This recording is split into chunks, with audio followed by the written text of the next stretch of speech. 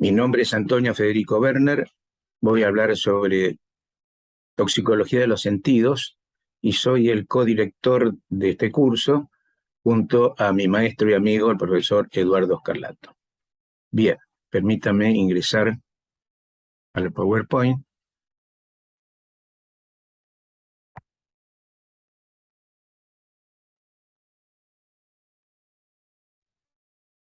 Y voy a comenzar presentándoles a quien no lo conocen, nuestro hospital de clínicas, un hospital de alta complejidad, hospital escuela, pertenece a la Universidad de Buenos Aires, está situado en el centro de la ciudad, y en esta imagen van a ver estos expresivos, significativos murales del artista argentino Ron, un gran muralista, que es un homenaje de la comunidad a la actitud del hospital, a la actividad que tuvo en ocasión del atentado terrorista de 1994, que voló la sede del edificio completo de la Asociación Israelí Mutualista. Y el hospital tuvo gran significado porque fue donde se atendieron la mayoría de las víctimas, debido a que está solamente a 2 cuadras de donde se localizó el atentado. Así que en el primer cuerpo de edificio ven un mural que representa el rescate de las víctimas, la búsqueda y rescate. En el edificio del medio, la atención médica de emergencia que brindó el hospital, y en la tercera, la justicia, caracterizada por una lenta acción. Hasta el día de hoy no está definido todavía cuál va a ser la sentencia de la justicia. Bien, comenzando con el tema, una expresión literaria. Siempre con Eduardo practicamos nuestro interés por las humanidades médicas dentro de la medicina. Y Erich Fromm, gran psicoanalista, ¿no es cierto?, y filósofo, dijo: dado que tengo ojos, tengo necesidad de ver; dado que tengo oídos, tengo necesidad de oír; dado que tengo una mente, tengo la necesidad de pensar; y dado que tengo corazón, tengo la necesidad de sentir. Y desde el punto de la colaboración de las artes plásticas, hemos elegido a Pietro Bruegel el Viejo, pintor flamenco del siglo XVI, que representó esta parábola de los ciegos del Nuevo Testamento, en la cual lo que dice el texto es que un pecador arrastra a otros pecadores hacia el pecado, y acá en este caso está representado por un ciego que arrastra a los demás ciegos a esta caída final. Cada ciego representa un tipo de ceguera, y el último prácticamente, o el primero que conduce, lo vemos con una auténtica enucleación de ambos ojos. Bien, los sentidos son tradicionalmente 5, que son los estereoceptivos, aquellas que nos relacionan con el medio ambiente. Se caracterizan por tener un órgano específico y único para ejercer esa función: el ojo para la visión, el oído para la audición, la nariz para el olfato, la lengua para el gusto, y para piel y mucosa el tacto. Pero aparte tenemos un sexto sentido, que es de tipo interoceptivo, pues nos relaciona con el estado interno del cuerpo, que es el sentido del equilibrio, que precisamente no tiene un solo órgano de proceder, de respuesta, sino que tiene todo un sistema multimodal. Empezaremos por la toxicología precisamente del equilibrio. El aporte pictórico lo hace este pintor español del siglo XIX, Alenza y Nieto, en esta representación del borracho, que efectivamente el borracho lo que está teniendo es una intoxicación con una expresión neurológica, por lo cual, para mantener la postura, camina de esta manera, aumentando el campo de sustentación, de esta manera, con las piernas abiertas y tambaleando. O sea que está padeciendo una lesión tóxica, neurotóxica del equilibrio. Desde el punto de vista filogenético, el hombre que desciende de este cuadrúpedo, ¿no es cierto?, del mono, que caminaba en 4 patas, con lo cual no tenía mayores problemas de equilibrio. Cuando el hombre decide transformarse en un ser erecto, el Homo tripecatocus erectus, lo que hace es achicar su base y sustentación, con lo cual tiene problemas de equilibrio. Por eso, cuando de alguna manera se nos altera el equilibrio, como el caso del alcoholismo, lo que sucede es que terminamos nuevamente en nuestra posición del antecesor cuadrúpedo. Como decíamos recién, el sistema es multimodal y los estímulos se ejercen a través de 3 vías posibles: la vía visual, la vía de rotación gravitacional, que incluye la fisiología del laberinto, y finalmente a través de los tendones, los músculos largos, los corpúsculos de Golgi, la vía de la presión. Todos estos 3 estímulos son coordinados por el cerebelo, Y finalmente, de ahí surgen las dos respuestas que son reflejas. El reflejo vestíbulo ocular y el reflejo vestíbulo espinal, es aquel que nos lleva a adoptar, mover el cuerpo en función de no perder la base de sustentación cuando uno, por ejemplo, le mueve en el piso. Pero lo que nos interesa especialmente es el reflejo vestíbulo ocular, porque es aquel que nos permite hacer los diagnósticos de las fallas de equilibrio, tanto subjetivos como a través de pruebas instrumentales, es decir, los objetivos. Un recuerdo somero de la fisiología del laberinto. Recordad que el laberinto está constituido por las dos ampollas, la mácula y el sáculo, cuya función es identificar los movimientos longitudinales, tanto verticales como horizontales, mientras que los canales semicirculares, los tres que forman una imagen auténticamente tridimensional, pueden de esa manera, a través de los tres planos, identificar cualquier movimiento giratorio, angular, que ejerce en función funciones de distintas posiciones del cuerpo humano. Desde el punto de vista histológico, se parece bastante a la cóclea, tiene células de sostén conjuntivas y células neurosensoriales con sus respectivos cilios. Está la célula neurosensorial, los cilios, y sobre los cilios hay que ejercer una presión en contra del sentido de lateralidad, lo mismo que en la cóclea. Esta función la hace la membrana tectoria. En este caso, esa presión, esa fuerza en oposición, lo realiza este conglomerado de partículas de carbonato de calcio que se llaman otoconia. Esto es importante clínicamente porque cuando se libera alguno de estas pequeñas corpúsculas, estas piedritas, ¿no es cierto?, especialmente en los canales semicirculares, producen el cuadro de Meniere, que es científicamente el síndrome paroxístico benigno, que generalmente, como la palabra lo dice, se puede tratar y restituir. Es decir, la restitución consiste en poder reubicar, regresar esa partícula de otoconia, de carbonato de calcio, a su lugar original, que andan navegando por el lugar indebido.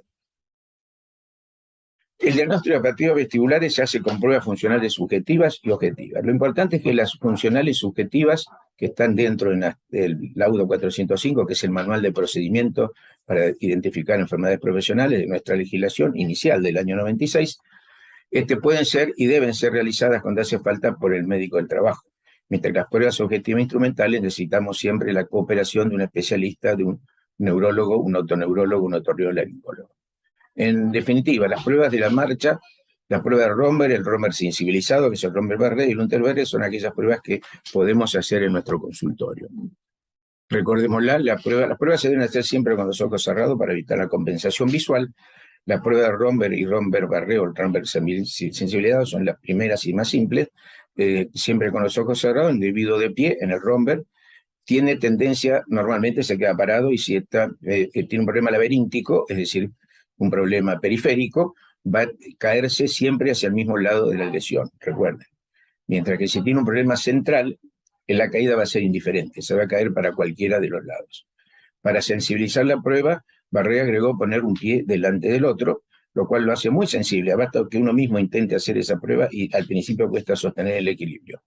De esa manera también va a haber una lateralización hacia el lado de la lesión y a cualquier lado en el caso de un problema, de un trastorno central. Miren, le voy a hacer ver un pedazo de un documental, una pequeña segmento de un hecho a uno de los enfermos intoxicados en forma crónica con el metilmercurio que una empresa delictivamente arrojaba en la bahía, en el mar, en la bahía de Minamata, la enfermedad de Minamata en japonés. Van a ver que el hombre padece una severa ataxia muy grave y de qué manera esto le imposibilita hacer la prueba de Romberg, del Barré sensibilizado. ¿No? Romberg sensibilizado. Observa. Ven que le resulta imposible.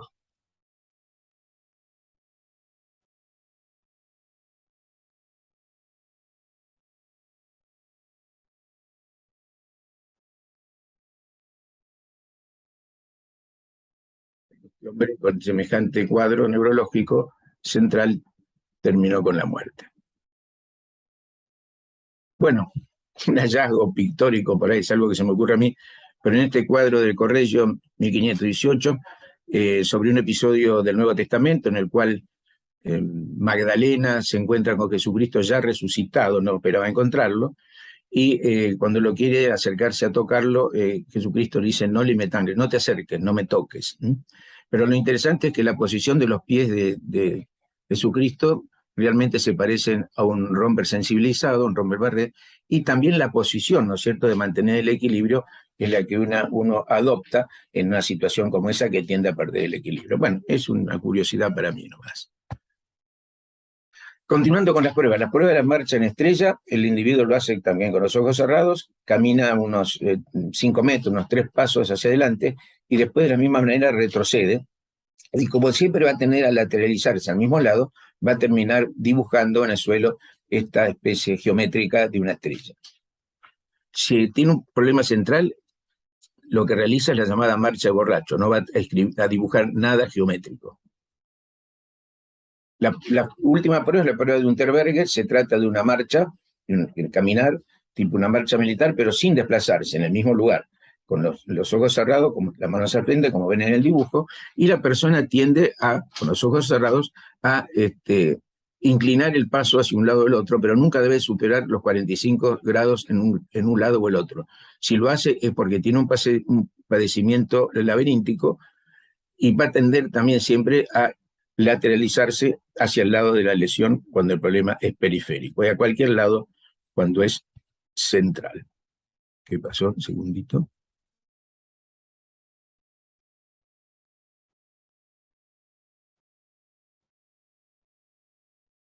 Bueno, lo que vamos a tratar de identificar en las pruebas objetivas, instrumentales, es la identificación del nistagmo, que es este movimiento de los ojos involuntario que ven acá, compuesto por 3 movimientos rápidos y uno lento, y que no es común, es casi siempre patológico en los adultos, y sí es aceptable su presencia en los niños. Que nos está indicando una patología periférica. Hay agentes que estimulan la producción del nistagmo, ¿no es cierto? Algunos químicos, como ven, son todos agentes que actúan sobre el sistema nervioso central, cualquiera de ellos. Los físicos estimulantes que se usan en las pruebas, cuando se hace una electroestamografía o video, lo que uno puede sensibilizar la producción del nistagmo a través de pruebas con calórica, introduciendo en el conducto auditivo externo tanto agua fría como agua caliente. Y finalmente recordar que el nistagmo en sí es una enfermedad profesional que ya estaba en la primera lista de enfermedades profesionales de nuestro país en el año 1906, la ley 9688, una lista de enfermedades profesionales que incluía y sigue incluyendo el nistagmo como enfermedad profesional, que es el nistagmo de los mineros, producido por la prolongada trabajo en la oscuridad. Entre las pruebas entonces instrumentales, la más común que podemos hacer o podemos indicar es el electronistagmograma, la electronistamografía, que significa explorar un campo electromagnético en el cual se colocan 2 electrodos, positivo y negativo, y una carga a tierra, como marcar un neutro, y de esa manera se registra una porción del encefalograma correspondiente a la respuesta al estímulo visual. Como ven, la respuesta del nistagmo es esta presentación muy parecida a las alteraciones electroencefalográficas, perdón. Más avanzado es el estudio llamado videonistamografía, en la cual se estudian los ojos por separado, por supuesto. La persona mira un punto fijo dentro de esta lente, donde hay 2 cámaras que graban, tanto un ojo como el otro, y de esta forma se filma y se puede graficar, por supuesto, dejar filmado la respuesta, que pueden aparecer, como es aquí, nistagmos por separado en ambos ojos. Esta es la videonistamografía. Como ven acá, ahí están haciendo una prueba calórica, inyectando con una jeringa agua fría o caliente en el oído, mientras la paciente está siendo estudiada con un videonistagmograma. Tiene la lente con la cámara y acá en la pantalla, en el monitor, se está viendo los resultados. Otra prueba consiste en el uso de sillones giratorios. Estos sillones giratorios más comunes son para movimientos longitudinales, es decir, tiene movimientos horizontales y movimientos verticales. Pero existen también sillones giratorios mucho más complejos, modernos y elaborados, como el que van a ver en esta representación, en esta producción, que es de un equipo de avanzada, dinamarqués de origen, aunque el video está hecho en una universidad con un especialista sueco. Van a ver qué interesante, prácticamente se puede adaptar cualquier actitud en el espacio y eso permite identificar perfectamente la lesión cuando están los canales semicirculares y con el mismo equipo proceder a golpear la cabeza sabiendo cuál es el canal afectado para hacer que vuelva probablemente esta partícula que dijimos de otoconia nuevamente a su lugar. Lo van a ver en la breve película.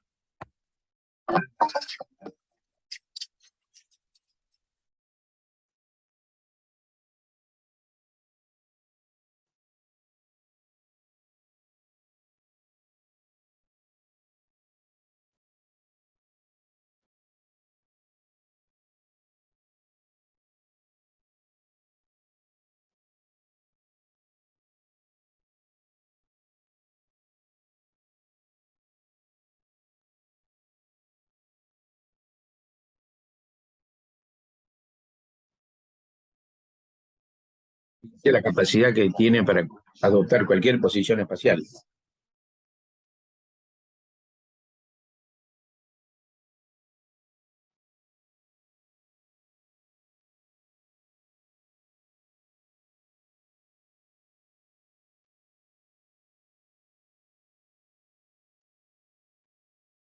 Ahora van a ver cómo procede a intentar la rehabilitación.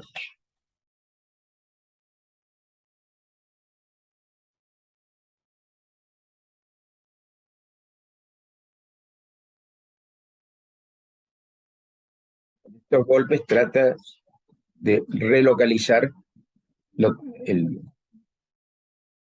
partícula de carbonato de calcio.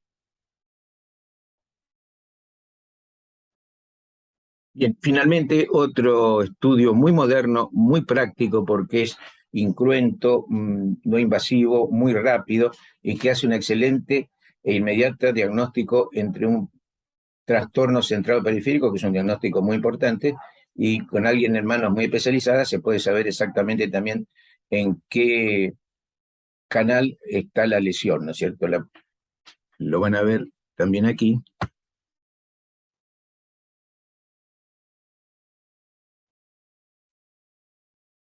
El operador mueve la cabeza con unos movimientos bruscos que ya conoce y el paciente porta las gafas en las cuales también se está grabando, filmando sus movimientos.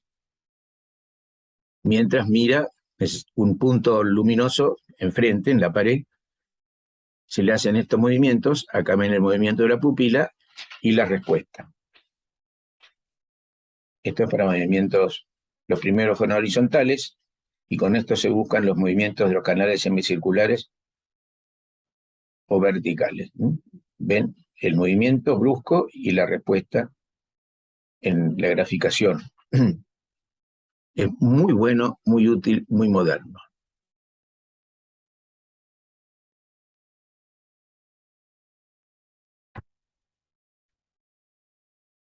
Finalmente, la posturografía es el sensor está situado en una especie de balanza de pie que registra los movimientos, la presión del cuerpo en distintos movimientos estudiados y se registran a través, por supuesto, de una computadora. Esto lo he visto utilizar para el mejoramiento de posturas en los deportistas de competencia.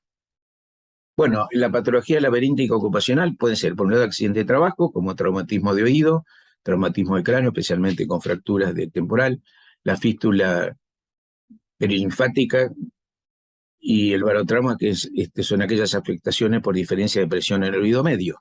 Pero como enfermedades profesionales, el mismo normas argentinas del decreto de enfermedades profesionales, lo menciona como tales la laberintitis tóxica, con ese nombre, y también indica cuáles son los dos agentes sobre los cuales hay que tener más cuidado, que son el bromuro de metilo y el cloruro de metileno.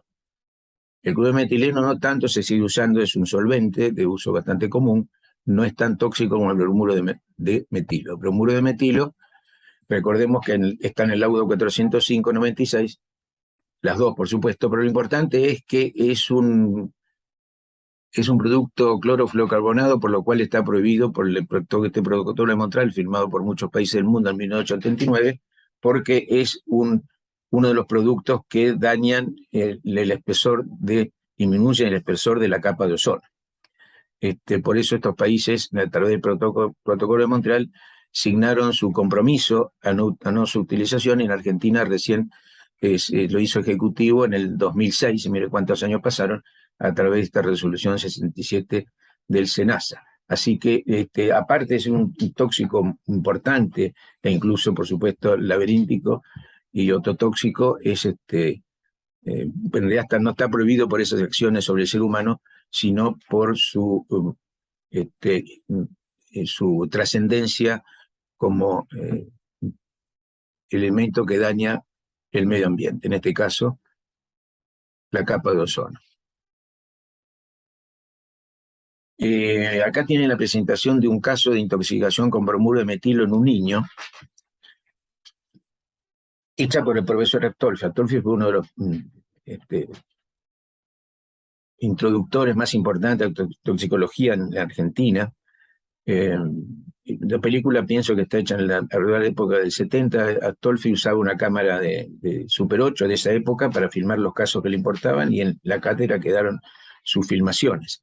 Así que esta está rescatada sobre este caso, en el cual van a ver el tratamiento de este niño. Ya está traqueotomizado con una ataxia importantísima, cuadro neurológico.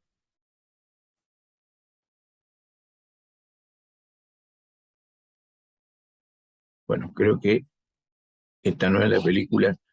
No exactamente el segmento de la película, pero van a ver el chico después en su recuperación, cómo termina. El chico no levanta la cabeza, por supuesto no tiene la posibilidad de agarrar algo con la mano, intenta y no puede, finalmente empieza a levantar la cabeza, a sentarse. Las últimas imágenes camina probablemente por la azotea del hospital, y termina caminando y abrazándose con Astolfi, en una escena conmovedora. Pero lo interesante para nosotros es que en una imagen, Astolfi nos presenta este extintor de incendio, y después se pudo ver que a través de publicidad de la época, que esto era un extintor de incendio en base a bromuro de metilo. No sabemos dónde estaba en la casa, pero sí la intoxicación que podía producir neurológica, especialmente laberíntica, la presencia de bromuro de metilo. Se usó mucho porque era un buen ignífugo, pero por su acción tóxica finalmente dejó de usarse. Se usó con éxito solamente durante un tiempo. Bueno, pero este fue el hallazgo que se ve en la película de Astolfi sobre intoxicación con bromuro de metilo. En definitiva, el bromuro de metilo ya sabemos que está en el medio ambiente, destruye la capa de ozono con más efectividad, 60 veces más efectivo que el cloro, y en seres vivos como tóxico renal, respiratorio, neurológico, oftálmico y laberíntico, que es lo que estamos viendo. Por eso ha sido prohibido en Argentina, mientras que el cloruro de metileno se sigue usando como disolvente menos tóxico. Si analizamos el decreto 659 del baremo de incapacidad de enfermedades profesionales, vemos que en cuanto a la incapacidad vestibular, menciona el equilibrio como la capacidad de adquirir, cambiar o mantener una actitud corporal que permita la realización de determinado trabajo, o sea, el equilibrio en función como enfermedad laboral. Habla que la determinación del deterioro se sustentará en signos objetivos atribuidos al daño orgánico en el examen laberíntico, y después nos aclara que para el examen laberíntico es importante usar pruebas del equilibrio constatables, es decir, objetivas, como por ejemplo el electroencefalograma. Esto quiere decir que es lo menos que estamos obligados a solicitar. Más allá, todo lo que querramos siempre para mejorar nuestro diagnóstico es aceptado. Esto es interesante, dice que las determinaciones de incapacidad para que sean definitivas se realizarán después de 6 meses de suspendida la exposición al agente o al accidente supuestamente causal. O sea, debemos esperar 6 meses prudentemente porque en ese periodo puede haber una rehabilitación del problema del equilibrio. Y finalmente da los niveles de incapacidad que van de un 5 al 100%. Por supuesto, 100% de incapacidad logrativa es cuando se necesita la asistencia de un tercero para las actividades cotidianas. Pasamos a la ototoxicología, la toxicología del sentido de la audición. Empezamos con una frase de Víctor Hugo que dijo: ¿qué importa la sordera del oído cuando la mente oye? La verdadera sordera, la incurable sordera, es la de la mente. Y en cuanto al aporte de las artes plásticas, tenemos este retrato de Joseph Reynolds, que era el retratista más famoso y reconocido en la corte inglesa, siglo XVIII, el cual no tuvo empacho en hacerse ver con su incapacidad naciente, o probablemente su presbiacusia, su hipoacusia por función de los años, de la edad, ya que vemos que se ha sacado la peluca y tenía un pelo totalmente canoso. Así que esta es una persona de probablemente más de 60 años que evidentemente hizo este gesto, que es el gesto espontáneo, involuntario que hacemos cualquiera de nosotros cuando no escuchamos bien. Con ese gesto de la mano, lo que se trata es de que la reverberación, el eco, digamos, se proyecte las ondas sonoras hacia la entrada al meato del conducto auditivo externo. Se dice que este simple gesto mejora la audición en un 15%, no en un porcentaje equivalente, sino groseramente en un 15%. Bueno, ¿qué es un ototóxico? Es un agente químico con capacidad para dañar la cóclea o el laberinto. Muchas veces son tóxicos para ambos segmentos, ambas partes, tanto la cóclea como el laberinto. Entonces hablamos de un ototóxico cuando actúa sobre la audición, neurotóxico cuando actúa sobre la vía nerviosa, y por supuesto cuando actúa con los dos hablaremos de un otoneurotóxico. Se clasifican en exógenos y endógenos. Los ototóxicos exógenos son aquellos que provienen del medio, como los fármacos, los tóxicos alimenticios, los ototóxicos químicos en la industria, laborales, y los químicos medioambientales. Mientras que los endógenos provienen generalmente de sustancias originadas en metabolismo, en defectos del metabolismo de ciertas sustancias, como se ve en la insuficiencia hepática o en la insuficiencia renal. Estos venenos son endógenos. Una mención de los ototóxicos de origen alimenticio lo tenemos en el bromato de potasio, un agente utilizado como mejorador, blanqueador del pan. Su uso está prohibido en 1998, sin embargo, delictivamente se sigue usando pese a ser un tóxico importante, renal, especialmente neurológico, y dentro del neurológico específico de la cóclea y el laberinto, especialmente el laberinto y la cóclea, que puede traer sorderas importantes. Para graficar esto no tenemos mejor colaboración que del propio Eduardo Scarlato, en esta grabación de televisión de hace unos años.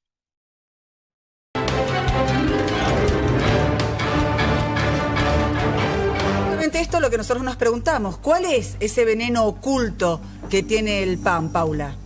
Marisa, siempre se dijo que el pan tenía la pichi o la pichicata. Bueno, ¿de qué están hablando cuando se habla de esto? De un aditivo prohibido desde el año 98. Estamos hablando del bromato de potasio. ¿Qué genera el bromato de potasio una vez que lo ingerimos? Desde una intoxicación leve hasta tumores renales. Por eso decidimos hacer una recorrida por Capital y también por diferentes panaderías de la provincia. Compramos este producto, lo llevamos a analizar para ver si realmente estos rumores tienen una coincidencia real y existen panaderías que todavía utilizan este tipo de aditivo que puede resultar fatal.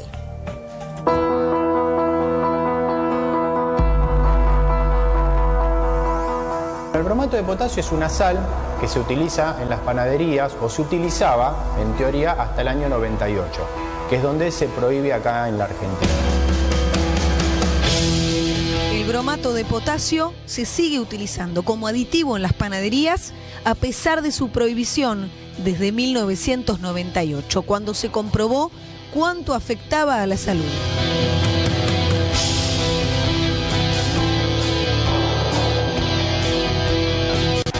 El problema ocurre cuando, con el correr del tiempo, la ciencia descubre que esta sustancia puede traer trastornos carcinogenéticos, es decir, esta sustancia está probada que produce tumores de riñón. Esto va a traer trastornos hidroelectrolíticos en el organismo y una afectación en el sistema nervioso periférico, específicamente en el nervio auditivo. De hecho, hay casos en los que puede llevar a una sordera definitiva. En el caso de una intoxicación muy severa, puede estar comprometida la vida del individuo.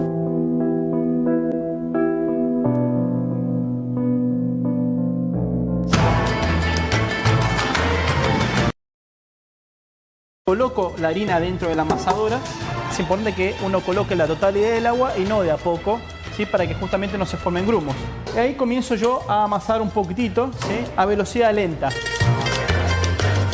Generalmente la sal se agrega un rato después para evitar una oxidación, incorporar la levadura. Bueno, ya acá tengo la masa que saqué de la amasadora. Y ahora lo que voy a hacer es separar bollos de unos 300 gramos para ir haciendo mis baguettes.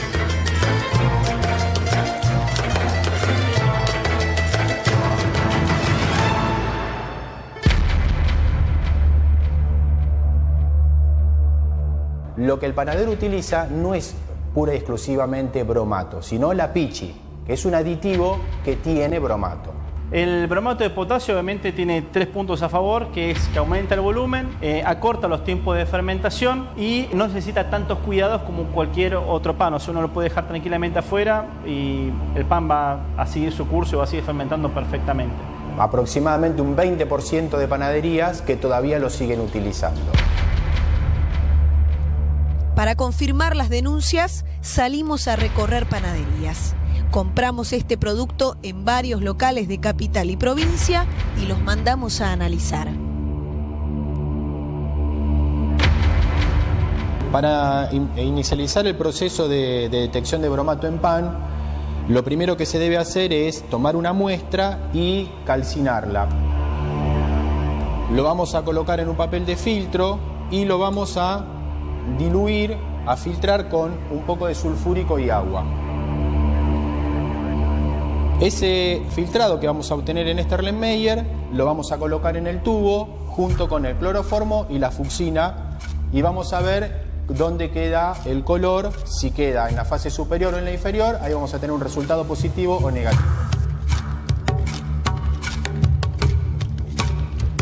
3 de las 6 panaderías dieron positivas. Sus panes tienen bromato de potasio. Esto que estamos viendo en este tubo es un resultado positivo. Acá vemos cómo se separa perfectamente en 2 fases, en donde la fase clorofórmica, que es la de arriba, contiene, con el colorante, que es una fucsina, por tener el bromato se tiñe completamente la parte clorofórmica y no la de abajo, que tiene sulfúrico. Bueno, mirá, esta muestra que ustedes me trajeron acá dio positiva.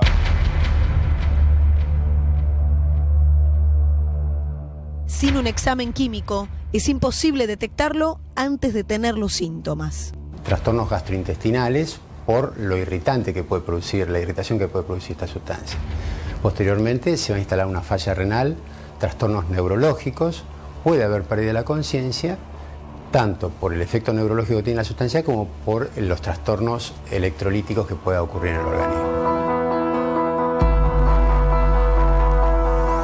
En el país se consumen 83 kilos per cápita por año.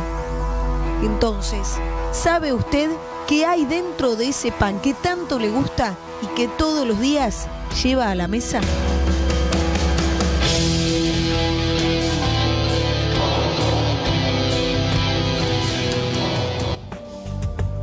Ahora, el bromato está prohibido desde el año 98, pero se sigue usando, Paula. Exactamente, lo compran los panaderos de manera clandestina y el bromato de potasio no tiene olor, no tiene sabor, con lo cual usted no va a poder identificarlo, como decía el informe, sin un examen químico. Está prohibido, pero igualmente hay casos registrados, denunciados en diferentes hospitales públicos. Vamos a ver las siguientes placas para ver los antecedentes que han dejado realmente secuelas severas. En el año 2002, en Salta, 250 chicos se intoxicaron en la escuela cuando tomaban la merienda, con pan, por supuesto. En el año 2006, 20 chicos sufrieron la misma mala suerte en un comedor infantil de La Plata. Y en el año 2011, el último de los casos más graves, 100 chicos se intoxicaron también en el comedor de la escuela en La Pampa. Si usted tiene dudas, por supuesto que no va a mandar a una química como hicimos nosotros o a un laboratorio y va a pagar por esto. Lo que tiene que hacer es comprar el pan, si no tiene confianza en esa panadería de barrio que está comprando habitualmente, y llevarlo directamente a bromatología correspondiente a la municipalidad de cada localidad. ¿Sabe usted lo que dice el panadero cuando le clausuran el local porque utilizaba bromato de potasio? Que lo hace por tradición, porque su padre le enseñó, porque su abuelo le enseñó y porque de esa manera realizan el pan. Esta tradición puede traer cáncer. En ocasión de dar una charla sobre esto, busqué algún antecedente más para, si hace falta, certificar este grado de intoxicación. Encontré a nivel público, no periodístico, esta del diario La Voz de Córdoba, del año 2005, donde también se hizo un análisis realizado en 20 muestras tomadas al azar en la ciudad de Córdoba. 11, o sea, más del 50%, tenían la sustancia, en el año 2005. Como si no fuera suficiente, cuando tuve que hablar de esto en un congreso en Asunción del Paraguay, también busqué un antecedente paraguayo y lo encontré en 2014, cada vez más cercano, donde estudiantes universitarios de la ciudad de Villarrica habían hecho un estudio por el cual identificaron que el 25% del pan francés comercializado en la ciudad de Villarrica contenía bromato de potasio, en 2014. Esa era la prohibición en todos lados en el año 98. Bien. Los ototóxicos de origen farmacológico los tenemos de distintos tipos de droga. Los más conocidos y usados son los antibióticos aminoglucósidos. Cuando yo estudiaba neumotisiología, hace bastantes años, nos decían, nos instruían de los cuidados que teníamos que tener con el uso de la streptomicina por sus efectos marcadamente ototóxicos. Luego salió la de hidrostreptomicina, que era mejor bacteriostático, pero también era más ototóxico aún. Lo mismo pasó con la canamicina, que hasta hoy día se usa con excelentes resultados, pero que es altamente ototóxico. Y finalmente apareció la gentamicina, que los pediatras se olvidaron de esta acción colateral grave por sus buenos éxitos como antibiótico para problemas infecciosos de las vías urinarias y de la vía respiratoria. Y hoy no es raro que un otorrinolaringólogo tenga un paciente de 60, 70 años que en su infancia fue tratado con una sordera importante, que en su infancia fue tratado abusivamente y imprudentemente con gentamicina. De los antiinflamatorios no esteroides tenemos la aspirina, que no es muy tototóxico, si bien lo es, pero tiene la característica de ser casi siempre reversible. El más tóxico, en todo caso, es la indometacina, que ya no se usa más de todas maneras. Sí, los citostáticos pueden ser muy ototóxicos, especialmente el cisplatino, por ejemplo. He visto un caso en el cual después de 2 aplicaciones masivas importantes se produjo la pérdida permanente de la audición. Otros, como la vancristina, el metotrexato. Los diuréticos desaferentes son el ácido tacrínico, comercialmente el etacrin, y la furosemida, comercialmente el Lasix, ¿no es cierto?, que se usan, todavía se siguen usando y se van a seguir usando, pero son ototóxicos, cuidado.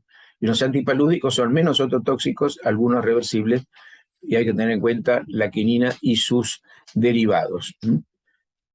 Entre los derivados, vamos a mencionar el caso de una investigación que se realiza en nuestro servicio del Hospital de Clínica de Toxicología sobre la acción de la hidroxicloroquina, derivado de la quinina, que aparte de usarse como antipalúdico, se usa con éxito en el síndrome de Sjögren, esa afección autoinmune, en la cual, la colagenopatía, en la cual ataca muchos órganos, pero clínicamente lo más característico de que relata el paciente es la sequedad ocular y la sequedad de la boca, la carencia de suficiente saliva.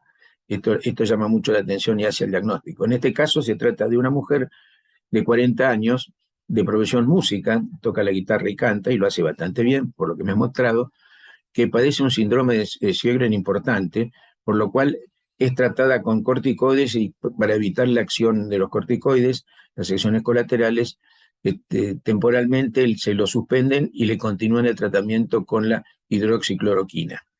La característica es que ella me cuenta es que cada vez que le suspenden el corticoide, le administran la hidroxicloroquina, lo que tiene como resultado es una diploacusia. Ella como música lo interpreta muy bien, con un oído muy sensibilizado.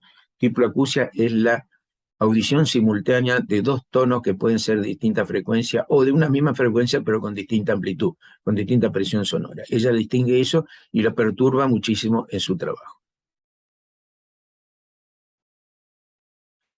Hay distintos tipos de toxicidad, pueden afectar la cóclea, el vestíbulo o la vía neurológica o 2 o 3 de esos componentes. Como vemos acá, en el caso de la vancomicina, que están ototóxicos, no solo afecta la cóclea, sino también el vestíbulo y el nervio auditivo. Y uno u otro segmento.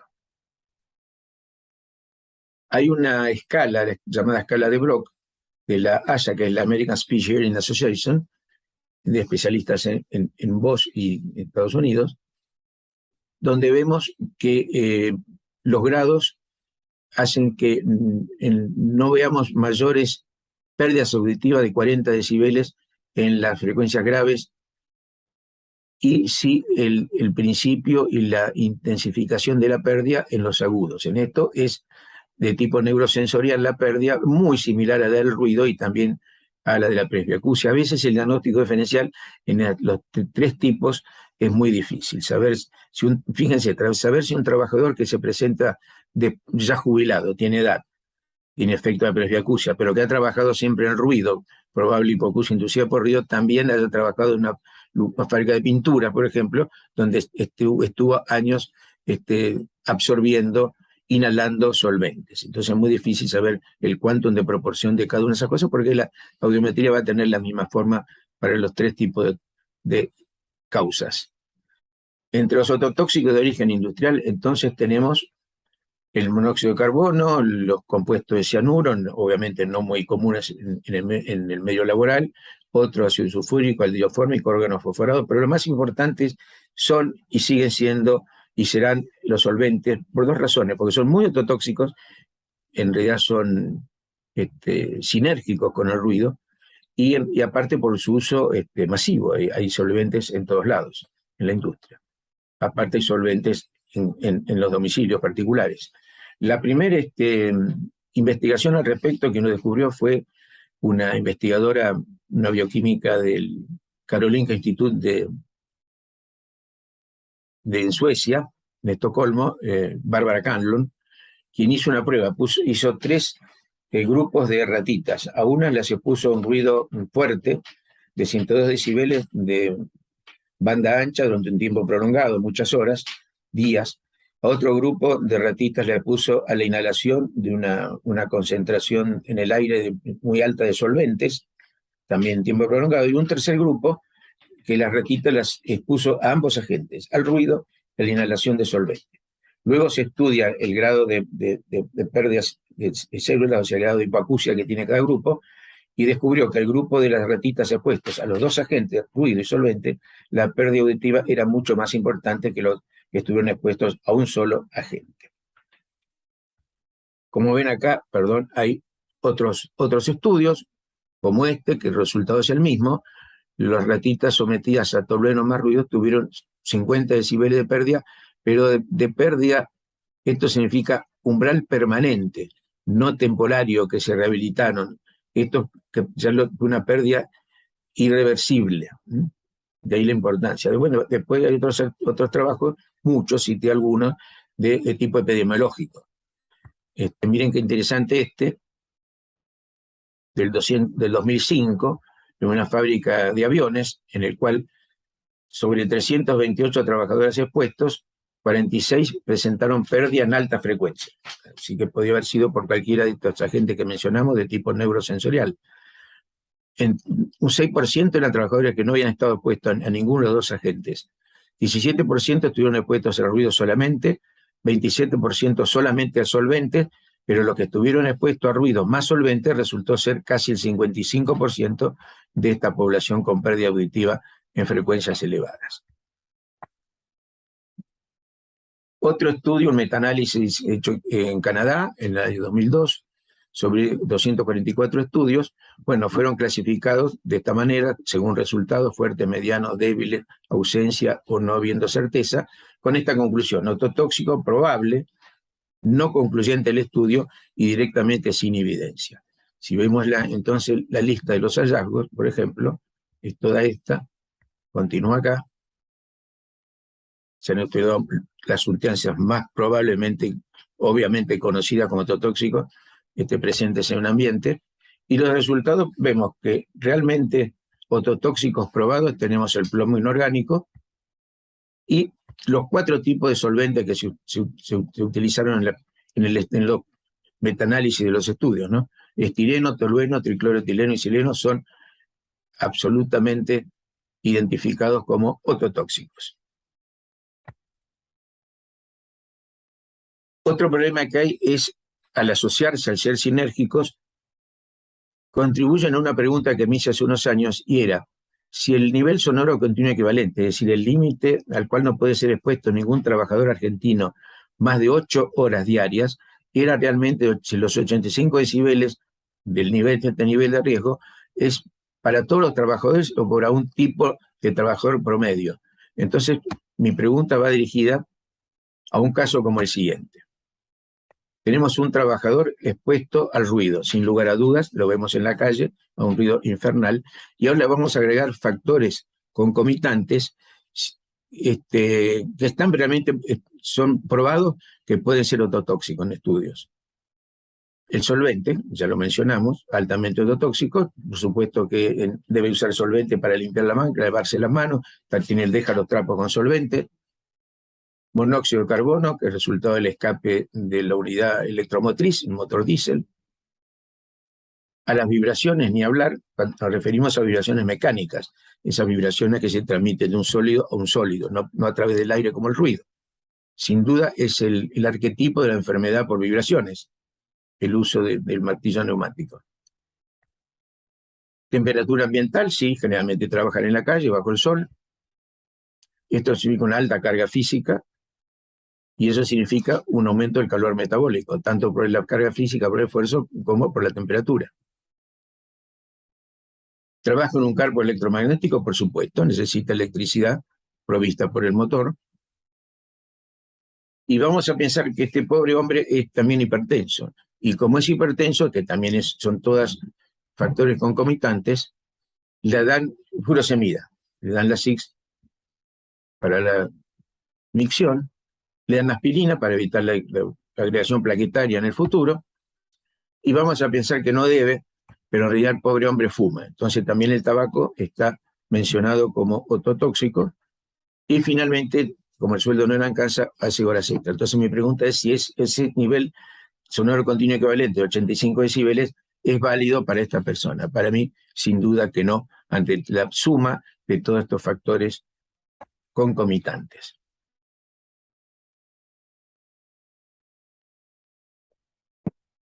La patología de la ototoxicosis está dada por una lesión esencialmente de las células ciliadas de la cóclea, dado que es una lesión perceptiva, neurosensorial, que empieza por dañar las células ciliadas externas y finalmente las células ciliadas internas, como ven acá. Estas son las 3 hileras células ciliadas externas y esta la interna. Pero recuerden que las células ciliadas externas solamente actúan como un amplificador. Cuando el oído escucha un sonido que no pasa de 45 decibeles, tiene que amplificarlo para que cócleas identifiquen exactamente cuál es la frecuencia de ese sonido. Así que es necesario que sea amplificado. Entonces, estas células actúan como amplificador. No transducen, es decir, no se produce aquí el fenómeno de transducción. Transducción es todo cambio de forma de energía. Como un micrófono, por ejemplo, o un altoparlante son transductores. El oído es un doble transductor. La célula que sí transduce, o sea que transmiten al cerebro ese magnífico estímulo, ¿no es cierto?, bioeléctrico, que significa el sonido, son las células ciliadas internas. Fíjense que, para entender esto bien, si yo en una ratita laboratorio, cosa que se puede hacer, ¿no es cierto?, le destruyo todas las células ciliadas externas, el animalito va a escuchar, porque tiene la capacidad de transducir, pero va a escuchar menos porque no tiene el amplificador. Mientras que si yo a otro animal, al revés, le elimino la única fila de células ciliadas internas, pero le conservo las células ciliadas externas, el animal no va a escuchar absolutamente nada, va a ser un sordo profundo porque no tiene la capacidad de transmitir el estímulo al cerebro. Bueno, acá tienen fotos electrónicas en las cuales ven la célula ciliada interna, las células ciliadas externas, toda la degeneración que va produciendo el ototóxico.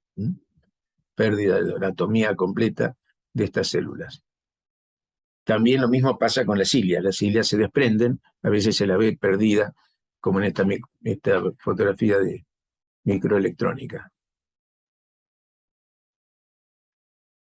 En cuanto a la clínica de las otopatías tóxicas, vamos a tener un cuadro clínico caracterizado por una hipoacusia neurosensorial, o sea, perceptiva, con todo lo que significa, la presencia o no de acúfenos, de estos sonidos de procedencia que todavía no conocemos muy bien, pero que pueden hacer que la vida sea más difícil para una persona que padecer una hipoacusia leve, si los acúfenos son muy profundos, realmente fastidian. La algiacusia es el dolor de la audición, no el dolor del oído, es una otodina. El dolor de audición es el dolor cuando hay un ruido agudo y fuerte. Por ejemplo, son las personas que en la calle hay una frenada o suena una sirena y hacen esto, ¿no es cierto?, de cubrirse el oído porque les molesta o aún les duele. Y por supuesto una laberintitis con trastornos del equilibrio que hemos mencionado recién, que muchas veces las sustancias ototóxicas también actúan sobre el laberinto, como dijimos. El diagnóstico lo haremos a través de pruebas subjetivas y pruebas objetivas. Las pruebas subjetivas, que necesitamos la colaboración del paciente, son la audiometría tonal, la logoaudiometría y las pruebas supraliminares, por ejemplo. Y reservamos a las objetivas como los potenciales evocados, las autoemisiones acústicas, podría ser la impedanciometría también, que son pruebas en las cuales no necesitamos la colaboración del paciente, pueden hacerse en un bebé, en un paciente en coma, en alguien que no quisiera colaborar. La importancia de estos estudios, en especial las autoemisiones acústicas, porque es el único estudio que explora la función exclusivamente de la cóclea. Y dado que el ototóxico comienza actuando, igual que el ruido, la presbiacusia, comienzan actuando sobre las células de la cóclea, entonces es el único estudio que con mucha precocidad me estudia este tipo de trastorno. Mientras que el timpanómetro, la timpanometría, la impedanciometría me estudia el comportamiento por diferencia de presión del sistema osicular dentro del oído medio. Los potenciales evocados estudian las distintas vías de conducción hasta el cerebro, de la cóclea al cerebro, a través de la vía nerviosa, mientras que la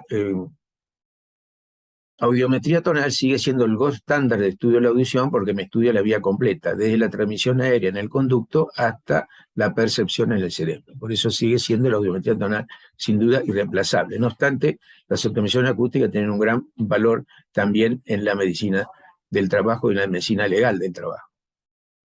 Consiste esencialmente en un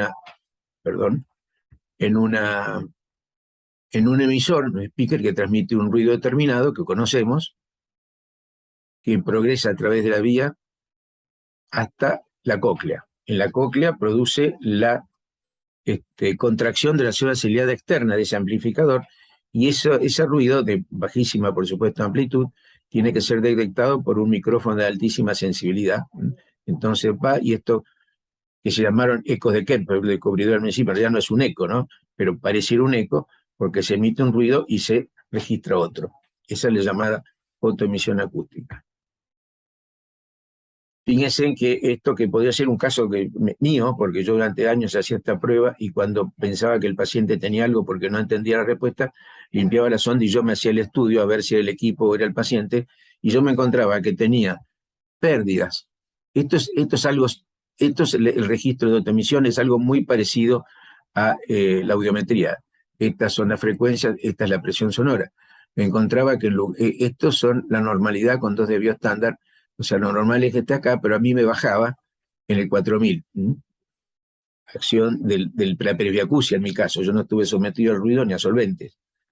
Pero inmediatamente ante esto yo me hacía con mis fonoaudiólogos una audiometría y siempre era normal. Recién 10 años después empezó a aparecer mi notch, mi escotoma en 4000 en la audiometría. 10 años de sensibilidad y precocidad de esta prueba con respecto a esta. Ese es el gran valor que yo considero que tiene para nuestra medicina del trabajo, la identificación de individuos muy sensibles. Hoy sabemos que para que aparezca este escotoma en los 4000 o 6000 de la audiometría tonal, tengo que tener una muerte de células ciliadas superior al 25%. Quiere decir que hay una hipoacusia preclínica, así lo llaman los americanos, que sería un caso como el que yo tuve en ese momento. Pero bueno, lo que quiero mostrar acá es el valor precoz de identificación que tienen las autoemisiones. ¿Para qué se han estudiado en otoxicidad? ¿Para qué se usa primero el estudio de toxicidad? 2 cosas, la investigación de una droga que se va a largar al mercado comercial, de un fármaco, saber primero si es ototóxico. Por supuesto se estudian todas las ototoxicidades, pero también es importante la ototoxicidad. Luego, en el monitoreo de un paciente clínico, especialmente en aquellos que están siendo tratados en forma masiva con citostáticos, ¿no es cierto? Entonces, esto sirve para cambiar de citostático la medicación o detener o modificar, o si en lo posible, bajar la medicación, la dosis. Hay muchos resultados de estudios sobre la gentamicina, el cisplatino, la furosemida, los salicilatos, la quinina, todo lo que estuvimos mencionando como grupos de agentes ototóxicos farmacológicos. La gentamicina perturba los canales iónicos, el metabolismo de calcio en las células ciliadas externas. También actúa quelando el hierro, un compuesto oxidativo que libera radicales libres. Eso es toxicidad. La furosemida altera la circulación a través del mecanismo de la arteria vascularis y trae alteraciones en la reproductividad de las autoemisiones, como vimos recién, pero reversible en horas. En los citostáticos son las lesiones más profundas que hemos visto. ¿De qué manera se alternan las autoemisiones? Los factores de riesgo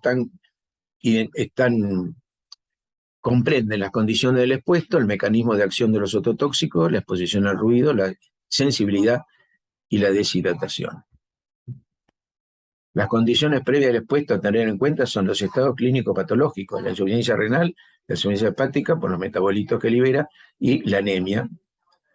El tratamiento previo con drogas ototóxicas, si existe, la exposición previa a ototóxicos ambientales, la exposición previa al ruido, el estado nutricional y las edades extremas, tanto la infancia como la ancianidad, son la tercera o cuarta edad, son los individuos más vulnerables a la acción de los ototóxicos. El mecanismo de acción del ototóxico, cuál es la sustancia, cuál es la dosis que se ha administrado, si hay efectos por acumulación a través de los años, si hay efectos simultáneos por otros agentes químicos u otros medicamentos tóxicos, como estuvimos mencionando. En cuanto a los agentes y drogas, pues si son nefrotóxicas, hepatotóxicas, si son anemizantes, la anemia, por supuesto, es un estado de susceptibilidad. Este autor, Flechner, 1995, propuso que los mecanismos de acción de los ototóxicos pueden ser, porque el ruido aumenta, en cuanto al ruido, ¿no? El ruido aumenta el flujo sanguíneo a la cóclea, el ruido daña estructuras de la cóclea normalmente no alcanzadas por el tóxico, se amplía el campo de acción del tóxico cuando al mismo tiempo hay exposición al ruido. El ruido puede transformar el metabolismo de las células de la cóclea, haciéndolas vulnerables a los efectos tóxicos. Estas son entonces las propuestas de este autor Fleckner. Otros factores que aggravan el efecto: la contaminación tóxica está más allá del ámbito de la fábrica. Imagínense el plomo, que es altamente ototóxico. Alguien está expuesto al plomo en la fundición de plomo, generalmente en la recuperación de baterías. En Buenos Aires hay muchos talleres al respecto, con casos que son conocidos de saturnismo. Estos individuos suelen vivir en la cercanía de la fábrica, con lo cual se contaminan dentro de la fábrica en las horas de trabajo y se siguen contaminando por la liberación al medio ambiente de los efluentes gaseosos o líquidos que puede haber de la fábrica de plomo, de la fábrica que utilizan plomo, ¿no? También muchos tóxicos son utilizados en casa. Fíjense que en todo domicilio, en todo hogar, probablemente haya un envase con solventes. Y hay casos que son agravados porque el tóxico, aparte de ser ototóxico, es oftalmotóxico. La susceptibilidad es la predisposición genética, la sensibilidad expresa de cada individuo a través de lo que llaman enfermedades mitocondriales. Hay identificadas mutaciones determinadas que aumentan la afinidad del gen mitocondrial para el tóxico. Los genes para aminoglucósidos son los más característicos. ¿Cómo investigar una sustancia sospechada de toxicidad? Bueno, primero con el estudio del caso, que realmente alerta sobre una droga determinada, lo cual lleva para confirmarlo el estudio epidemiológico necesario.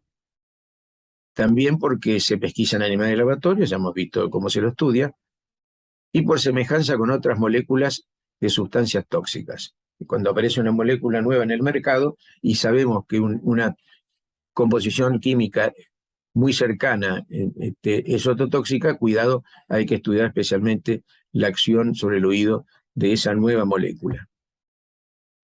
El diagnóstico hay que hacerlo a través de la anamnesis, tanto otorrinolaringológica como ocupacional.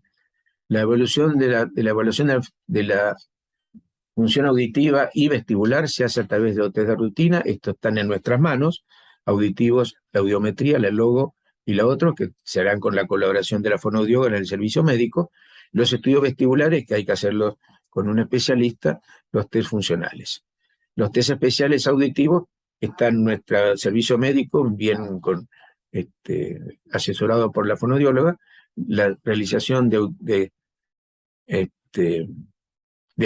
especiales, los que tenemos que hacer afuera, me estaba equivocando, la audiometría tonal de alta frecuencia, que es un estudio muy interesante para el diagnóstico de la sensibilidad. La sensibilidad empieza en frecuencia más alta que el 8000, que no lo usamos habitualmente en el audiograma, pero si tenemos un equipo de alta frecuencia, es interesante ver cómo las lesiones aparecen antes, son más precoces.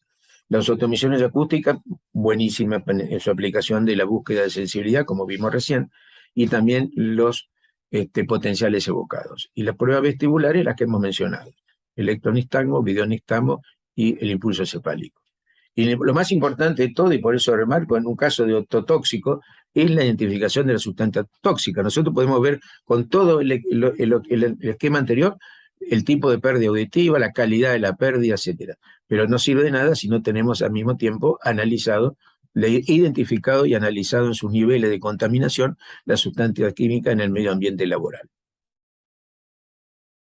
La prevención entonces la haremos a través del monitoreo ambiental de sustancias tóxicas, o sea, el programa de valoración biológica, el monitoreo biológico de los trabajadores, primero identificándola y después con el seguimiento periódico, que nuestra legislación dice que será cada 6 meses o cada 12 meses. En el caso de los solventes, aplica a 6 meses, dada la toxicidad que tienen. Los monitoreos biológicos también de trabajadores expuestos a ototóxicos y ruidos con el problema de conservación auditiva. Que es lo que hablamos recién: monitoreo toxicológico de trabajadores expuestos, programa de vigilancia toxicológica. Paralela a la vigilancia audiológica, haremos la vigilancia toxicológica. ¿Para qué? Para identificar individuos susceptibles, se le harán los test específicos.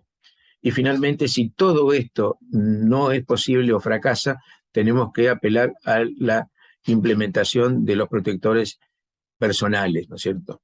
Es lo último que se debe hacer, aunque muchas veces es lo primero que se hace, y después se cree que la persona está protegida y no se hace más nada, no se sigue las normas del procedimiento como es debido. hacemos lo último y con eso se conforma el empleador y después no se hace más nada. Total, ya le dimos protección y nos lavamos la mano. No es así, todo lo contrario. La legislación argentina, en el laudo 405, en esta guía de enfermedades de diagnóstico de enfermedades profesionales, menciona por un lado la hipoacusia tóxica y por otro lado la laberintitis tóxica, o sea, la intoxicación de la cóclea y la identificación del sistema laberíntico. Bueno, acá lo que destaco es que la necesidad de la presencia del toxicólogo dentro del diagnóstico de una hipoacusia o laberintitis ototóxica. Pasamos a la toxicología de la visión. Con una frase de Antonio Machado, poeta español, que dijo: los ojos no son ojos porque tú los veas, sino que son ojos porque te ven a ti. Es magnífica la frase. Y bueno, se me ocurrió ilustrarla con los ojos de la Gioconda, que no estoy seguro, si me miran, hay quienes dicen que aparte tiene un grado de astigmatismo. Bien, acá, como contribución de las artes plásticas, este mural griego, de una tumba griega, en el cual vemos el artista ciego. Es un buen ejemplo de cómo la falta de un sentido, ¿no es cierto?, nos da el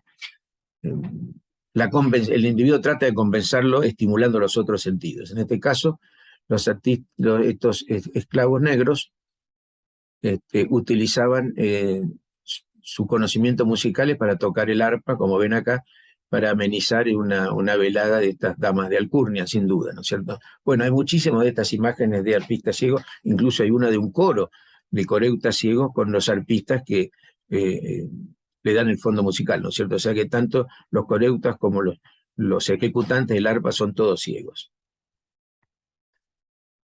En cuanto a la gente de riesgo, el 70% corresponden a agentes químicos, el 25% a agentes físicos, temperatura, fundamentalmente, calor, radiaciones, y solamente el 5% a agentes biológicos como el tracoma. Los agentes tóxicos de riesgo oftalmológico también pueden ser agentes externos o agentes internos. Los agentes externos son los que actúan sobre las capas del ojo, produciendo conjuntivitis, blefaritis, queratitis. Si atacan el cristalino, lo oscurecerán, produciendo cataratas, y finalmente las retinopatías. Y las neuritis, que generalmente se deben a los tóxicos endógenos. Las enfermedades oftalmológicas, el 57% son conjuntivitis, la primera capa de protección y de asimilación del tóxico medioambiental. Luego las blefaritis también, y algunas más como la neuritis, y después se distribuyen en distintas causas. La córnea puede ser dañada por exposición tópica o sistémica a medicamentos y o productos químicos. Miren, este estudio que analizó 600 productos químicos, informó que de esos 600, el 25% eran neutros, no habían traído ninguna irritación. El 45% produjo una irritación mínima, mientras que el 30%, que no es poco, produjo una irritación significativa, importante, de la córnea. Y los productos considerados los más peligrosos son los que están en los límites del pH admisible, fíjense, igual o menos al 2,5 de acidez o de alcalinidad mayor o igual o mayor a 11,5, son llamados irritantes graves, cáusticos. Los que lesionan la córnea son denominados cáusticos. Y entre estos cáusticos tenemos una lista considerable de compuestos.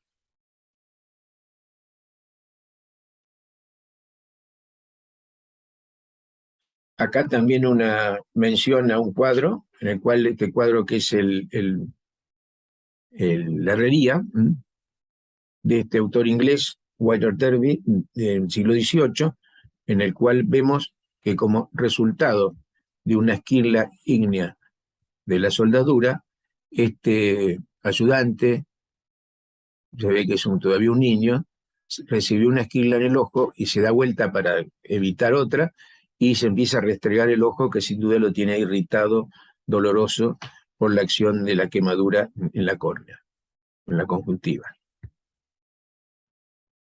Entonces los cáusticos ácidos, con pH, como dijimos, igual o menor a 2,5, pueden ser considerados muy perjudiciales, y fíjense que realmente son todos los ácidos que con los cuales tenemos relación en la vida, tanto de fabril como práctica, como el ácido clorhídrico, el sulfúrico, el crómico, el ácido clorhídrico, que está en casi todos los domicilios, como la lavandina, el ácido nítrico, el ácido acético, ni hablar. O sea, cualquiera de ellos es absolutamente cáustico. Más cáusticos son las sustancias alcalinas en el ojo que las ácidas. Los iones y los hidrogeniones producen coagulación de las proteínas del epitelio, donde toquen, con necrosis coagulativa y deshidratación hística. Se produce una opacidad aparte corneal. El ácido puede ser rápidamente neutralizado por las lágrimas. Las lesiones suelen ser menos severas en los ácidos que en las bases, que ya lo mencionamos. Entonces, los cáusticos más peligrosos, fíjense que también están cerca de nosotros: el amoníaco, el hidróxido de sodio, la lejía, el óxido de potasio, el hidróxido de calcio, y el hidróxido de magnesio. Los síntomas, fíjense que los álquiles matan cualquier tipo de tejido con el cual entran en contacto, y los síntomas comienzan con dolor intenso, al blefarospasmo, disminución de la visión, de la agudeza visual, pérdida de transparencia corneal, y finalmente, si hay pérdida de células endoteliales, habrá una úlcera de córnea, ¿no es cierto? Y un edema irreversible que se llama la queratopatía bullosa en el último grado de afectación. Acá tienen distintos ejemplos, desde una conjuntivitis simple a una blefaritis, distintos estados de cristalino, hasta finalmente lo que dijimos recién, la oftalmopatía bullosa y úlcera de córnea, por supuesto. En cuanto a la aleación al cristalino, las cataratas pueden ser por corticoides, naftaleno o drogas como la fenotiazina. La retina, entre los agentes de la lesión tenemos el disulfuro de carbono, muy utilizado en la fabricación de distintas sustancias y también como solvente. El etambutol, en el 10%, hasta en el 10% del tratamiento puede haber lesiones de la retina por el uso de etambutol, un citostático, pero el más importante y conocido es el metanol. El metanol es muy tóxico en la retina. El envenenamiento inhibe la fosforilación oxidativa, producción de formaldehído y ácido fórmico.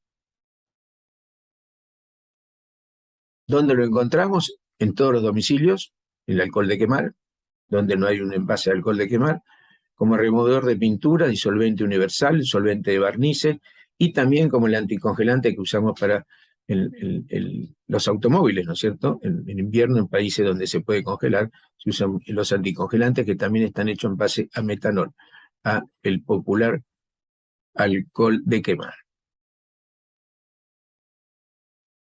Entonces, los pasos de indicación aguda de este cuadro clínico: cansancio, cefaleas, náuseas, ebriedad muy manifiesta, con amaurosis, con midriasis paralítica. En la última instancia aparece la pérdida de la visión. Como estado general se complica una acidosis metabólica, con hipotensión, convulsiones, fallos respiratorios que pueden terminar lamentablemente en la muerte. Y después lo veremos. Entonces el metanol tiene un periodo de latencia, aparecen los síntomas iniciales, de tipo psiconeurológico, la acidosis metabólica y finalmente el síndrome visual con la amaurosis, la pérdida progresiva de la agudeza visual. Se menciona esta epidemia cubana de neuropatía óptica del año 92 al 93. Refieren que más de 50.000 personas sufrieron de neuropatías en la isla de Cuba, incluyendo neuritis óptica, ¿no? Las causas se determinó que fueron debido a deficiencias nutrinacionales cuando comenzó la cesación de ayuda, ¿no es cierto?, económica que le hacía la Unión Soviética a Cuba por el bloqueo de Estados Unidos. Se elevó el consumo de comidas económicas y populares como la yuca, que contiene glucógenos cianogénicos, y también se elevó el consumo de tabaco, que tiene, en particular el cigarro, que también tiene la misma acción, ¿no es cierto? Así que se dieron como causa de esta epidemia de neuropatía óptica. El metanol, según la guía para accionar que tiene la Superintendencia de Riesgo del Trabajo de nuestro país, ordena actividades sobre la vigilancia que deben ser de tipo anual y semestral. Ya habíamos dicho que algunas sustancias eran semestrales y otras anuales. En cuanto a las anuales, hay que complementar el examen de la vigilancia anual biológica orientando a la identificación de problemas dermatológicos, neurológicos y vía respiratoria, y en cuanto al ocular, la realización anual de un fondo de ojo. En forma semestral hay que hacer la vigilancia biológica, el programa de monitoreo biológico, buscando el metanol urinario. El índice biológico específico de exposición es el metanol urinario. Recordar que la muestra debe ser recogida al finalizar del turno laboral y si se tiene que guardar hay que hacerlo en forma de refrigerada. El IBE, el índice biológico de exposición, es el metanol urinario, entonces hasta 15 miligramos por litro. Es el valor aceptable. Hasta ahí. Es interesante recordar esta intoxicación masiva que hubo en la Argentina, que se llamó el caso Torraga por adulteración del vino, el etanol del vino que consumimos. Para alargarlo, se le había agregado el alcohol de quemar, el metanol. De ahí las lesiones ópticas graves e incluso mortales. Fíjense lo que ocurrió en 1993, vamos a seguirlo a través de la información periodística. La primera mención en el diario Clarín del 21 de febrero es que hubo 6 muertos por vino envenenado. Los vinos envenenados correspondían a las marcas Soy, Cuyano y Mancero, que generalmente se vendían en Damajuana. Hasta por lo menos yo me recuerdo de su existencia. El vino había salido de la bodega de Torraga, padre e hijo, que finalmente fueron encarcelados en la provincia de San Juan.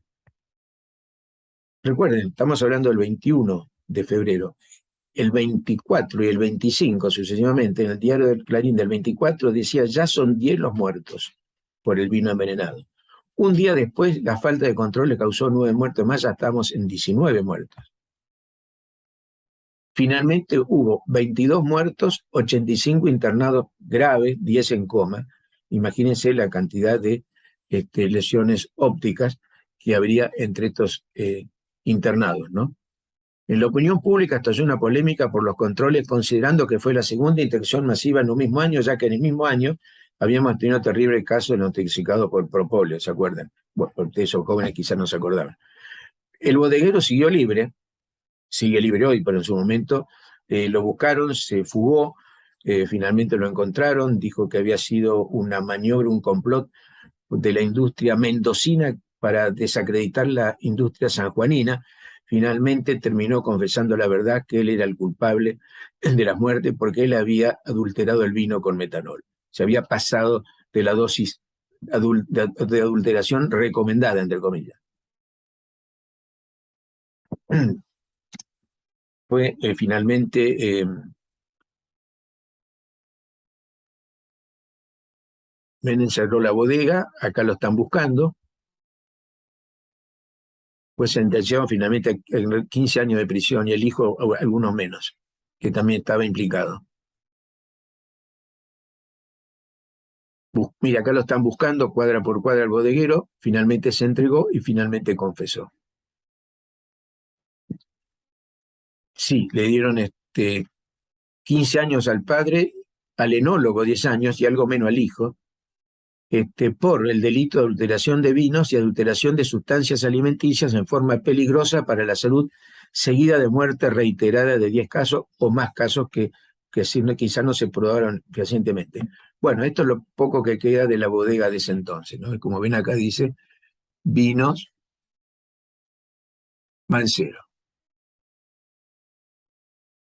Bueno, y una mención a las artes, a un intoxicado famoso de la visión, que fue nada menos que Vincent Van Gogh, el cual, al médico de cabecera, el cual terminó siendo amigo, el doctor Paul Gasset, cuando estuvo en su internación en Arles, le obsequió 2 cuadros, su autorretrato, que son muy parecidos, y los dos se caracterizan por tener delante, en primer plano, una rama de dedalera de Digitalis purpurea de la rama de la cual se extrae el principio de la digitalina, farmacéutico y tóxico. Hoy la digitalina lo usamos como cardiotónico. En época se usaba en el tratamiento de crisis epiléptica como las que vivía Van Gogh.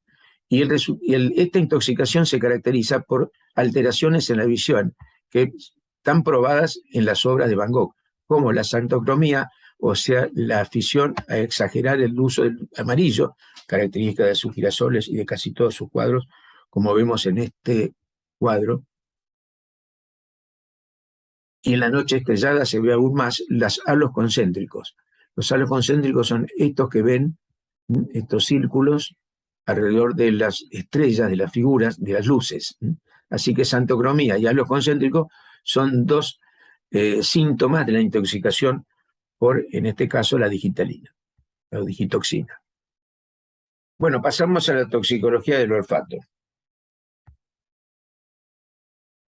Y empezamos por una frase de Helen Keller. Helen Keller era sorda profunda de nacimiento y quedó ciega a los 2 años, o sea, no tenía un recuerdo visual que le podía servir. Y su frase es interesante porque comentamos de que como quien carece de un sentido trata de compensarlo estimulando a otros. Y aparte el valor de ella, al no ver ni oír, le daba a oler. El olfato es un poderoso mago que te transporta a través de miles de kilómetros, y a través de todos los años que has vivido. Por eso ella podía buscar incluso su niñez. Y eso lo sabemos todos. Los recuerdos, las percepciones, las sensaciones de aromas, de olores, son las más antiguas que recordamos con mucha fuerza, no se buscan la niñez, más que las visuales o auditivas.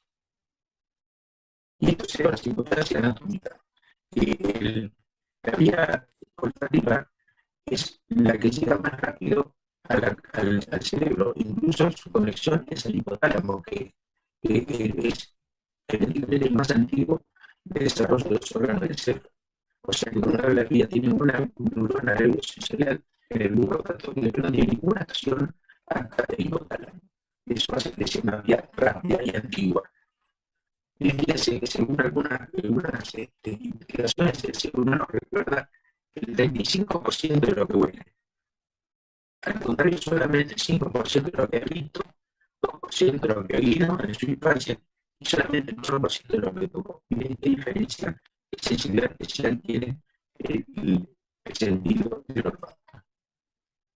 Por eso que se presenta, tenemos esos recuerdos agradables o no, realmente los de la infancia, debido a que las neuronas, las células neurosensoriales del bulbo olfatorio circulan a través del tracto olfatorio y hacen sinapsis directamente adentro del hipotálamo. O sea que es una vía antigua y rápida. La incapacidad visual nasal puede ser de tipo mecánico, también obstrucción respiratoria, de tipo sensorial cuando no oímos bien, y finalmente estética cuando hay la promoción del sensor nasal de la órbita. El diagnóstico se hace a través de la colonoscopia anterior y posterior, solamente para la colonoscopia anterior las manos mezclan. El diagnóstico primario es la ritmonometría y la fotometría, que son todas estudios hechos por especialistas, la fotometría no. Velocidamente también la podemos hacer nosotros. Bueno, recordar la anatomía de las fosas nasales. Recuerde que la modificación de los otros de las moléculas que de la fuente del olor, ¿no es cierto? Se quedan acá para ser bien percibidas por las fibras sensoriales de las células neurosensoriales del bulbo olfatorio deben estar húmedas, están más sensibilizadas. Recuerden que los filamentos olfatorios pasan a través de los agujeros de la lámina clivosa del hemodieste, o sea que hay lesiones, este accidente de trabajo, es un accidente de tránsito importante donde hay una fractura del macizo nasal y se induce hacia adentro, puede significar el deslizamiento del corte de estos filetes nerviosos. La endoscopia anterior la podemos hacer teniendo, por supuesto, un endoscopio que nos abra Las aletas de la nariz nos permiten ver los meatos y los cornetes nasales, en este caso, no ven acá en imagen normal.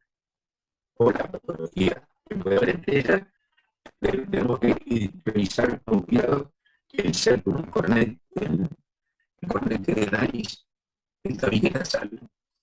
El círculo nasal entonces puede presentar una perforación importante como ven acá. Hoy día lo primero que pensaríamos si encontramos esto es el uso de la inhalación de cocaína.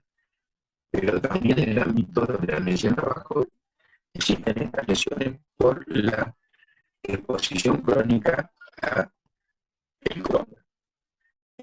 Tanto que la ley 7929, que era la primera ley institucional de la provincia de Buenos Aires de 1972, decía que el médico de trabajo en su examen anual periódico debía prestar mucha atención a la existencia de perforaciones de úlceras del tabique nasal en los trabajadores expuestos al Crohn.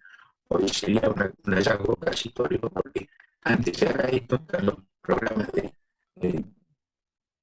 monitoreo biológico que obligan a los expuestos al cañón a buscar el cañón en la orina, ¿no es cierto? Por lo cual se da en contra de eso, sería una cosa realmente, una decadez muy importante e imposible de aceptar.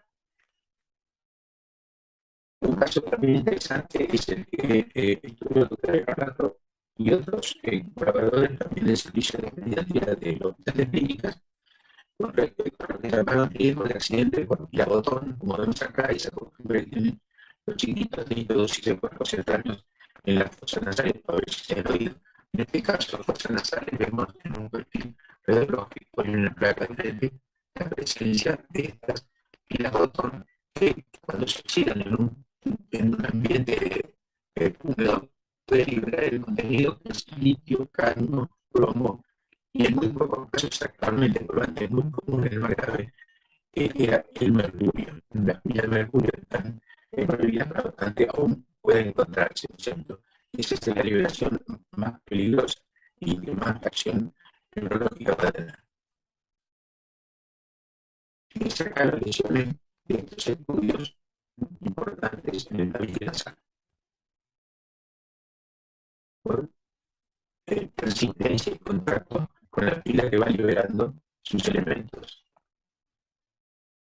La grafoscopia posterior, difícil para hacer con nosotros, porque existe el uso del espejito, ¿no es cierto? El uso del otorrinolaringólogo, y aparte hay que saber ver, y aparte muchas personas hay que especiales con el parentísico local para poder sobrepasar el reflejo, ¿no es cierto?, ocular. Vamos a ver que es lo mismo que vimos de frente, es decir, por lentes y meatos desde atrás. Las radiografías tanto pueden ser del macizo nasal, de parte ósea, como preferencialmente de la presencia de alguna sustancia o de ion o realmente sangre, hemosinus en los senos o congestión en los senos tanto frontales, abdominales o maxilares. Lo que se hace con las diferentes posiciones frente a la soplaca y la entonoplaca, que ustedes conocen bien, para identificar exactamente los senos frontales y los senos maxilares. Y los perfiles sirven para diagnosticar, por ejemplo, esta fractura con minuta muy importante del hueso propio de la nariz. También las tomografías son útiles para agarrar una tomografía con una perforación del tabique nasal, o acá la presencia de un pólipo que prácticamente oculta totalmente la fosa nasal.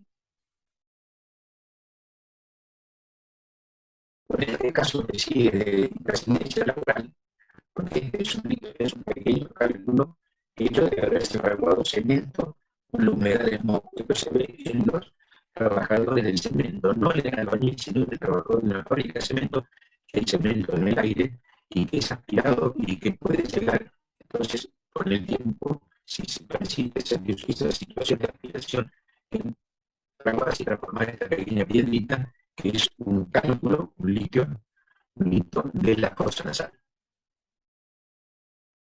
También la resonancia magnética, especialmente en parte blanda, puede ser de utilidad. La electromagnetrometría que mide la diferencia de presión en las fosas nasales que se toman por separado para ver si el grado de obstrucción de la vía respiratoria en su primer segmento. Acá ven la forma que se realiza, acá ven los resultados que se ven en nuestra pantalla de monitor. Y finalmente, para el diagnóstico del sentido del olfato existen muchas pruebas. Ustedes saben que se utilizan los servicios especializados y consiste en la identificación de distintas sustancias y en distintas concentraciones. Esto permite el diagnóstico desde la olfacción normal hasta la anomia, pasando por distintos grados de hipopia. Son muy difíciles todas las pruebas porque en general la persona suele simular mucho y decir, mire, yo no huelo nada, y va a decir no huelo nada en distintas concentraciones, por lo cual no van a servir. En general, va a decir siempre no huelo. No es la función clínica, como ahora se ha visto en el COVID, el paciente voluntariamente va a que lo estudien y lo diagnostiquen. En el medio laboral, excepto en pocos casos que he visto de algún traumatismo o alguna enfermera que limpiaba el micrófono y que alegaba que tenían una anomia por poner un formol o distintas sustancias de lavado, lo cual no podía ser probado. En ese caso yo recurro a un test muy antiguo que me da resultado que es el test de Levy, que utiliza tres sustancias. Yo utilizo un perfume, un solvente hidrocarbónico cromático, eso es el solvente, y el amoníaco. La importancia está en el amoníaco, porque la persona que va a ser estudiada no sabe que el amoníaco, su vía de conducción no es la olfativa, sino que es trigeminal. Entonces, ¿qué sucede? Cuando huele, lo normal es que la persona huele solvente y diga no huelo. Le presentamos que la performe y diga no huelo, por lo siento poco. Le presentamos el amoníaco y diga sí, lo siento, porque le tratan de aspirar amoníaco y les va a salir el llanto de los ojos, se van a fruncir, no van a poder evitar todos los gestos de rechazo. Entonces, el mientras que simula, iba a decir, no huele el perfume, no huele el solvente, pero cuando llega el amoníaco, hace el gesto de dolor para no decir que no huele, ¿no es cierto? No huele, pero al mismo tiempo le sale lágrima y se frunce toda la nariz. Entonces, es una especie de contraprueba muy útil para la simulación. Pero recuerden que las olfatometrías son todas estudios subjetivos, no contamos con un estudio objetivo como para otros sentidos. Por lo menos en la práctica nuestra existen los que salen equivocados, pero no lo conozco de uso acá. Entonces, ya lo dijimos, depende de lo que queramos estudiar. El diccionario que podemos encontrar son de la sensibilidad y de las operaciones que vimos. Las perforaciones que vimos del tabique, la litiasis nasal que les mostré un caso en el cemento, y el cáncer de senos paranasales terrible, que estos existen en la exposición laboral a el acerrín de maderas duras. En los aserraderos, esto se estudió mucho en Europa, donde los estudios epidemiológicos nos mencionaban trabajadores expuestos a maderas muy duras como la haya, que ellos tienen allá, el cedro, en fin, maderas que muchas no tenemos acá, por lo cual una vez intentó hacer un estudio de la Superintendencia de Riesgo del Trabajo, si había en Argentina, y aquí también tenemos maderas duras en el norte, Quebracho, el Urunday, ¿no es cierto? O sea, se intentó hacer, pero fíjense qué interesante. El primer paso en el estudio epidemiológico es la búsqueda de los datos, los antecedentes.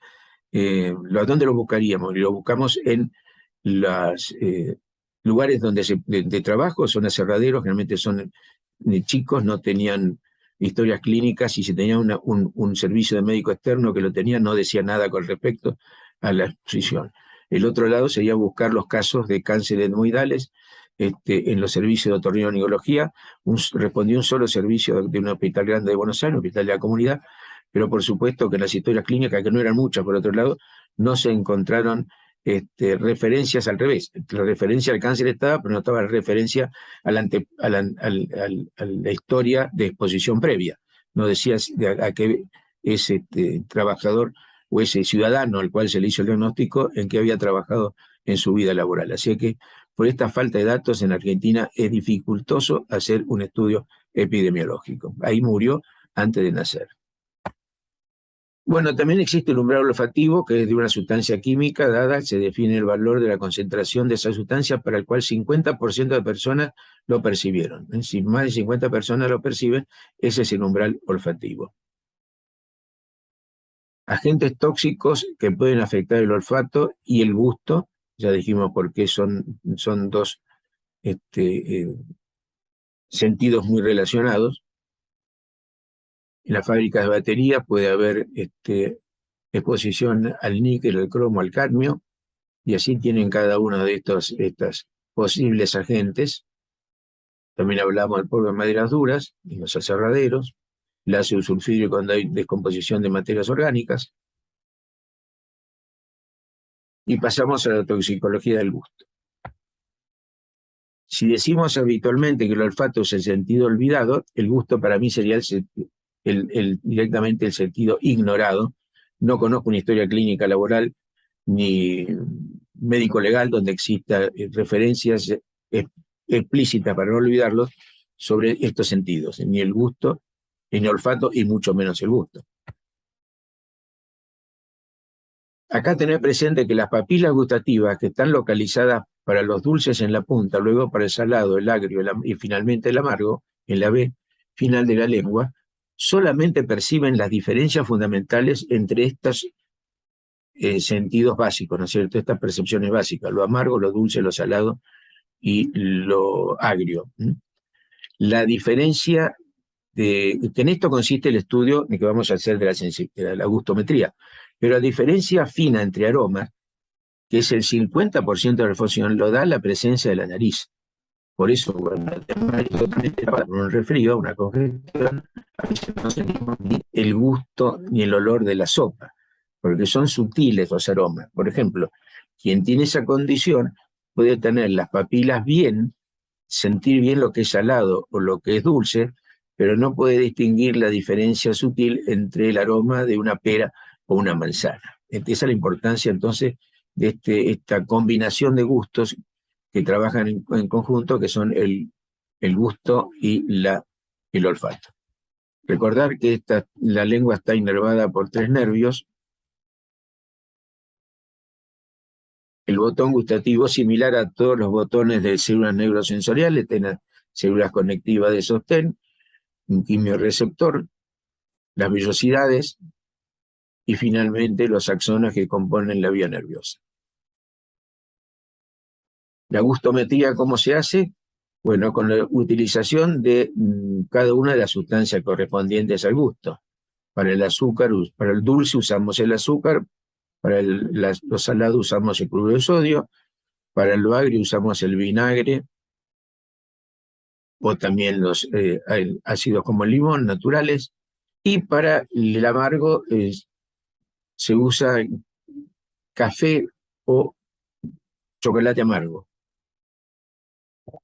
Como a mí no me daba mucho resultado hace años esta sustancia, para el amargo, bueno, leí que había que usar quinina, entonces no sabía dónde conseguir quinina, me fui a un farmacéutico amigo y le dije, ¿cómo conseguir? ¿Me conseguís quinina? Me dice, no, mira, ¿para qué? Le cuento para qué. Y me dice, no te haga problema, usa esto. Y me dio un esmalte de uñas, de marca importante, cosmético, que es para que las mujeres no se coman las uñas. Un amargo impresionante. Yo lo probé, les aseguro que es impresionante la profundidad de la amargura de esa sustancia. Así que recuerden esto, es práctico. Si una vez tienen que hacer una gustometría, se van a la farmacia de la esquina y se compran el esmalte para que las mujeres no se coman las uñas.